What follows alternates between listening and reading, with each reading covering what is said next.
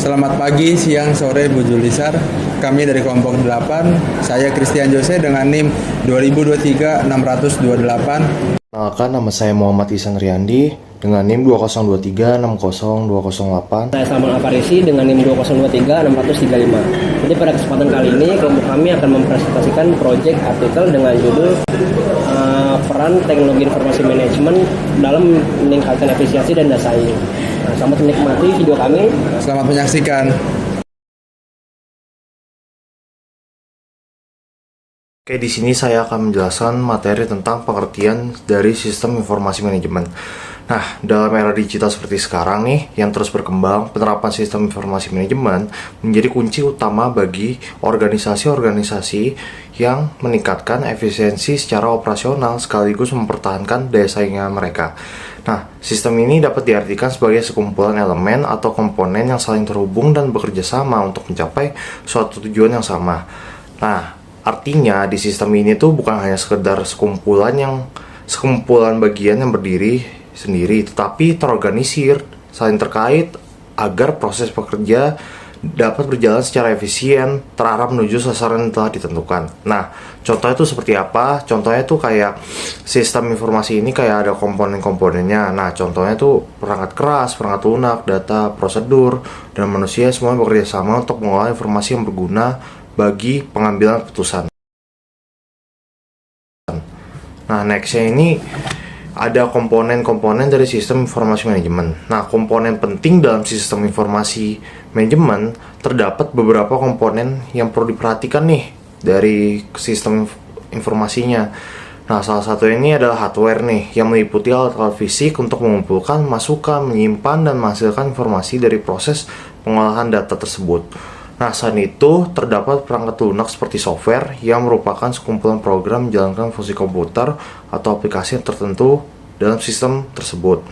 Nah, unsur manusia atau brainware-nya ini juga menjadi bagian penting karena merekalah yang mengoperasikan dan memanfaatkan sistem tersebut. Komponen lainnya itu adalah basis data yang merupakan organisasi data yang saling terikat untuk mempermudah proses pencarian dan pengambilan informasi, serta jaringan komputer dan komunikasi data yang berfungsi sebagai infrastruktur untuk mendukung pertukaran data dan konektivitas antar perangkat dalam sistem informasi.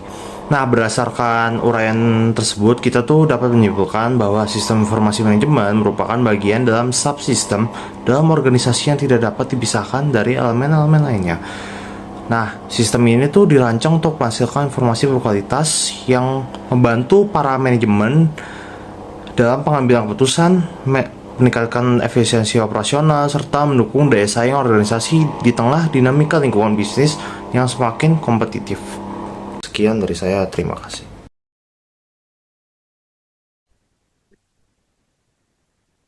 Oke, baik. Selanjutnya saya akan menjelaskan tentang tujuan sistem informasi manajemen. Jadi yang pertama itu ada mendukung pengambilan keputusan manajerial. Ini tuh adalah tujuannya untuk membantu sistem informasi manajemen menyediakan informasi yang lebih akurat dan relevan yang dibutuhkan manajer di berbagai tingkatan. Misalnya kayak dari operasional, taktis, dan juga strategi. Ini tuh membantu membuat keputusan yang lebih baik untuk di masa yang akan mendatang. Contohnya itu kayak penjualan historis dapat membantu manajer membuat keputusan tentang strategi pemasaran ke depannya. Lalu yang kedua itu ada meningkatkan efisiensi operasional. Jadi di dalam sistem informasi manajemen itu di sini tuh mengotomatiskan banyak tugas rutin dan proses bisnis. Contohnya itu kayak pemrosesan transaksi, manajemen inventaris, dan juga pencatatan akuntansi. Ini tuh bisa membantu untuk mengurangi kebutuhan intervensi manual dan juga yang pada gilirannya itu mengurangi kesalahan. Sehingga ini bisa membantu untuk menghemat waktu dan menurunkan biaya operasionalnya. Lalu yang ketiga itu ada memfasilitasi komunikasi dan koordinasi. Jadi di dalam sistem informasi manajerial ini tuh di sini menyediakan platform tersebut untuk berbagi informasi di seluruh departemen. Dan tingkatan dalam organisasi ini tuh membantu meningkatkan komunikasi internal, terus juga memastikan bahwa semua pihak memiliki akses ke informasi yang sama dan membantu memfasilitasi koordinasi antar semua pihak dalam antar fungsi bisnis. Lalu yang ketiga itu ada menyediakan informasi yang tepat waktu dan akurat. Jadi di dalam lingkungan yang bergerak cepat ini tuh informasi yang udah terbengkalai, yang udah lama itu nggak akurat itu bisa menyebabkan keputusan yang buruk. Sehingga tuh sistem informasi manajerial tuh dirancang untuk memberikan informasi yang secara real time sehingga bisa membantu atau melakukan diversifikasi sehingga manajer dapat bereaksi cepat terhadap perubahan kondisi pasar atau masalah internal.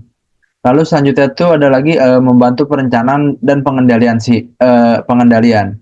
Jadi dalam sistem informasi manajerial ini mereka menyediakan data kinerja yang komprehensif yang dapat digunakan untuk tujuan perencanaan strategis dan taktis dengan membandingkan kinerja aktual dengan rencana yang ditetapkan. Jadi di sini manajer tuh bisa mengidentifikasi lagi penyimpangan apa yang ada, terus juga mengambil korektif, memastikan juga bahwa tujuan organisasi bisa tercapai dengan strategi tersebut. Lalu selanjutnya itu ada untuk meningkatkan layanan pelanggan. Jadi dengan mengintegrasikan informasi pelanggan, penjualan layanan itu sistem informasi manajemen itu bisa membantu perusahaan memahami kebutuhan apa aja sih yang pelanggan butuhkan dengan lebih baik. Itu juga dengan begitu perusahaan bisa merespons pertanyaan atau keluhan dari setiap customer secara lebih cepat dan secara lebih efisien, serta menawarkan produk lebih baik secara personal. Lalu berikutnya lagi ada lagi untuk memberikan keunggulan kompetitif. Jadi di dalam kompetitif sistem informasi manajerial ini tuh organisasi itu yang memanfaatkan sistem informasi manajerial secara efektif bisa memperoleh keunggulan kompetitif informasi yang lebih baik tentang pasar pelanggan dan operasi internal memungkinkan untuk perusahaan untuk identifikasi peluang baru sehingga bisa mengoptimalkan strategi dan merespon ancaman lebih cepat dari pesaing. Lalu selanjutnya adalah mendukung inovasi dengan menganalisis data besar yang dikumpulkan oleh sistem informasi manajerial. Perusahaan itu bisa mengidentifikasi tren baru, preferensi pelanggan yang berkembang atau celah pasar informasi. Ini dapat memicu ide-ide inovatif untuk produk baru, layanan, atau model bisnis yang baru.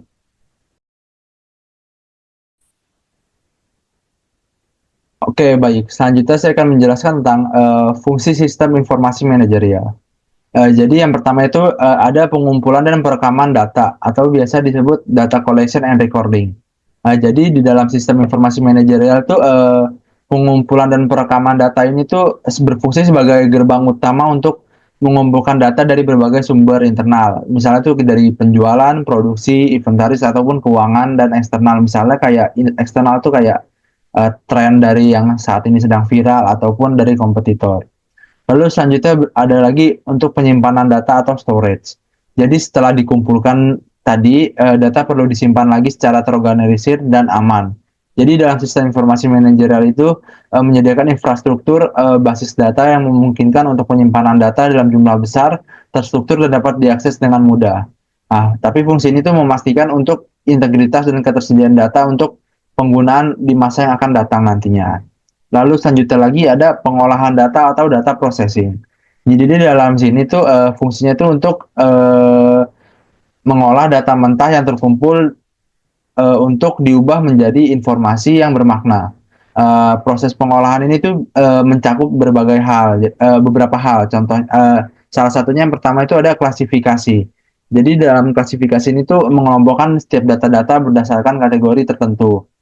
Lalu selanjutnya lagi ada pengurutan. Jadi di sini untuk mengatur data dalam urutan tertentu, misalnya dari alfabetis ataupun numerik. Untuk selanjutnya itu ada lagi perhitungan. Ini untuk melakukan operasi matematis. Misalnya kayak menghitung rata-rata ataupun persentase gitu. Selanjutnya lagi ada agregasi. Nah, kalau yang ini tuh untuk menggabungkan data dari beberapa sumber untuk menjadi ringkasan. Selanjutnya lagi yang terakhir itu ada analisis. Analisis itu mengidentifikasi pola tren dan hubungan dalam data untuk mendapatkan wawasan. Lalu berikutnya lagi untuk dalam penyimpanan data itu ada lagi untuk menghasilkan laporan dan informasi. Jadi untuk yang ini tuh setelah data diolah, sistem informasi manajerial itu akan menghasilkan berbagai bentuk output informasi yang relevan dan bisa dipahami oleh pengguna. Nah, untuk isinya itu bisa berupa kayak laporan periodik, lalu juga laporan khusus ataupun grafik dan visualisasi. Lalu yang terakhir itu juga ada lagi dashboard. Nah, untuk yang selanjutnya lagi ada distribusi informasi atau information dissemination. Nah, jadi dalam sistem informasi manajemen itu memastikan bahwa informasi yang dihasilkan didistribusikan kepada individu itu membutuhkan pada waktu yang tepat. Jadi ini bisa dilakukan melalui jaringan internal, misalnya lewat email juga bisa, lalu untuk aplikasi mobile seperti portal web ataupun bahkan cetakan kayak majalah semacamnya. Ini tuh dilakukan untuk memastikan bahwa keputusan dapat dibuat berdasarkan informasi terkini. Lalu selanjutnya itu untuk mendukung pengambilan keputusan atau decision support. Nah, ini tuh tujuan utama dari semua fungsi di atas.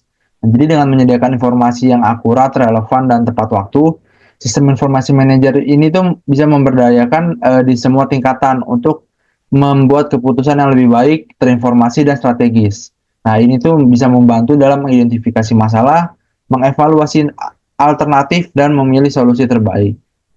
Lalu selanjutnya lagi ada pengendalian umpan balik atau control and feedback. Nah, jadi dalam sistem informasi manajerial ini tuh memungkinkan organisasi untuk memantau kinerja operasional dan strategis dengan membandingkan hasil aktual dan dengan target atau standar yang ditetapkan. Nah, jadi ketika ada kayak penyimpanan di sistem informasi manajemen ini bisa memberikan umpan balik dan peringatan yang memungkinkan untuk setiap manajer itu untuk mengambil tindakan korektif atau penyesuaian yang diperlukan. Nah, lalu selanjutnya itu ada contoh penerapan sistem informasi manajerial dalam meningkatkan efisiensi. Nah, jadi yang pertama itu dalam manajemen persediaan atau inventory management. Jadi sebelum menggunakan sistem informasi manajerial itu perusahaan tuh mengandalkan pencatatan manual atau spreadsheet biasanya. Nah, ini tuh rentan terhadap kesalahan yang membutuhkan waktu lebih lama untuk audit fisik. Dan sering juga menyebabkan kayak overstock, jadi stoknya itu nggak real time, bisa kelebihan ataupun kekurangan.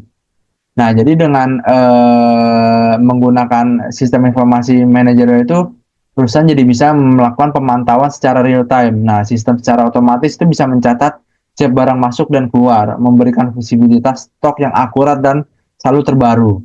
Nah, lalu juga bisa membantu untuk otomisasi pemesanan. Nah, jadi sistem dapat diatur untuk secara otomatis membuat pesanan pembelian ketika stok mencapai tingkat minimum tuh yang ditentukan. Lalu selanjutnya lagi ada analisis prediktif. Nah, jadi sistem informasi manajerial ini tuh bisa menganalisis data penjualan historis untuk memprediksi permintaan di masa depan. Sehingga itu bisa membantu dalam perencanaan persediaan yang lebih tepat. Nah, ini tuh bisa membantu untuk peningkatan efisiensinya. Nah, efisiensi itu apa aja sih? Yang pertama itu bisa mengurangi biaya penyimpanan. Sehingga, jadi dalam ini tuh bisa menghindari overstock berlebih atau jadi sedikit biaya gudang itu dan resiko rusak kadaluarsa. Lalu selanjutnya lagi ada untuk mengurangi penjualan. Ini tuh untuk menghindari stock out dan memastikan produk selalu tersedia untuk pelanggannya. Nah, yang terakhir itu ada lagi untuk menghemat waktu. Nah, ini untuk mengeliminasi waktu-waktu perhitungan manual dan rekap data dilakukan secara manual. Baik, selanjutnya akan dijelaskan oleh teman saya.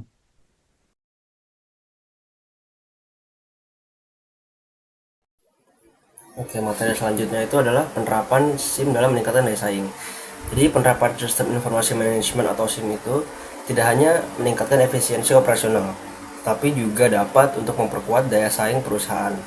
Nah, dengan menyediakan informasi yang relevan dan real time, sistem informasi manajemen itu dapat membantu perusahaan merespon perubahan pasar, memahami preferensi pelanggan, dan merancang strategi adaptif berbasis data. Jadi penelitian yang dilakukan oleh Mandola dan kawan-kawan pada tahun 2024 yaitu menunjukkan penerapan sistem informasi manajemen atau SIM di Budiman Swalayan. Jadi penerapannya itu telah memberikan dampak yang positif terhadap peningkatan efisiensi operasional dan daya saing perusahaan. Nah, jadi SIM itu memungkinkan pengelolaan data inventaris, penjualan, dan pelanggan secara real time, sehingga dapat mempercepat pengambilan keputusan dan memastikan ketersediaan barang sesuai dengan permintaan. Nah, untuk di bidang pemasaran, fitur analitik sistem informasi manajemen itu juga dapat membantu merancang promosi yang lebih tepat sasaran, didukung oleh integritas e-commerce dan juga pembayaran non tunai atau cashless. Nah, hasilnya itu Budiman Swalayan mampu memberikan pelayanan personal yang responsif serta memperkuat posisinya di tengah persaingan retail modern. Nah, selanjutnya ini tantangan dan hambatan penerapan SIM. Jadi dalam mengimplementasikan sistem informasi manajemen atau SIM, itu juga terdapat berbagai hambatan dan pertimbangan yang perlu diperhatikan oleh suatu perusahaan atau organisasi. Jadi menurut Hafiz dan kawan-kawan ini terdapat beberapa hambatan. Yang pertama itu adalah perubahan budaya organisasi. Jadi implementasi SIM itu biasanya memerlukan perubahan dalam metode kerja dan pola pikir. Maka pemahaman serta dukungan dari semua tingkat dalam organisasi itu menjadi sangat penting. Yang pentingnya itu untuk meminimalkan penolakan terhadap perubahan. Dan yang kedua itu ada aspek keamanan dan privasi. Jadi seiring meningkatnya akses terhadap data, suatu organisasi atau perusahaan juga perlu untuk menjamin penerapan sistem keamanan yang kokoh serta memastikan kepatuhan terhadap peraturan privasi yang berlaku. Lalu yang ketiga itu ada manajemen perubahan. Jadi hambatan yang ketiga itu meliputi cara organisasi untuk menangani perpindahan dari sistem lama ke sistem baru secara efisien. Nah, pendekatan komunikasi yang transparan dan strategi adaptif yang sesuai dengan perusahaan itu dapat meredakan kekhawatiran serta meningkatkan kepercayaan. Dan yang ketiga itu ada integrasi SIM dengan sistem yang sudah ada sering menimbulkan tantangan teknis. Nah, maksudnya itu gimana? Jadi itu maksudnya tuh kayak tanpa kesesuaian sistem yang baik, potensi sistem informasi manajemen tuh tidak dapat dimaksimalkan. Jadi agar implementasinya berhasil, pelatihan dan pengembangan karyawan tuh merupakan aspek yang sangat penting. Jadi tuh di sini karyawan tuh harus memahami dan menerapkan teknologi baru dalam aktivitas kerja harian. Nah, dengan dukungan yang berkelanjutan dari organisasi, maka hal tersebut akan dicapai. Lalu yang keempat itu yang kelima itu ada ketersediaan sumber daya dan anggaran. Jadi SIM itu tidak dapat dilakukan tanpa adanya perencanaan keuangan yang matang, terutama dalam hal teknologi, pelatihan dan juga infrastruktur pendukung lainnya. Lalu ada hambatan yang terakhir yaitu aspek keberlanjutan dan pemeliharaan sistem atau maintenance. Nah, jadi sistem informasi kan berbasis teknologi ya, jadi itu membutuhkan update dan maintenance yang rutin untuk meningkatkan sistem keamanan dan penyesuaian dengan perkembangan bisnis. Nah, oleh karena itu suatu perusahaan atau organisasi harus menyusun rencana pemeliharaan atau maintenance dan juga pengembangan jangka panjang agar sistem informasi manajemen itu tetap efektif dan berkelanjutan.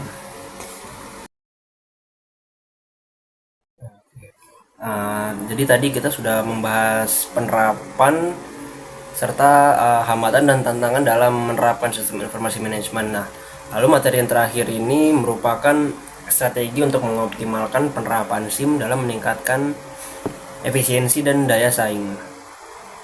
Nah, jadi tuh perusahaan tuh di sini perlu menerapkan strategi yang bisa dibilang tuh tepat sasaran untuk memastikan sistem berjalan optimal dan mampu memberikan nilai tambah dalam hal efisiensi dan juga untuk daya saing.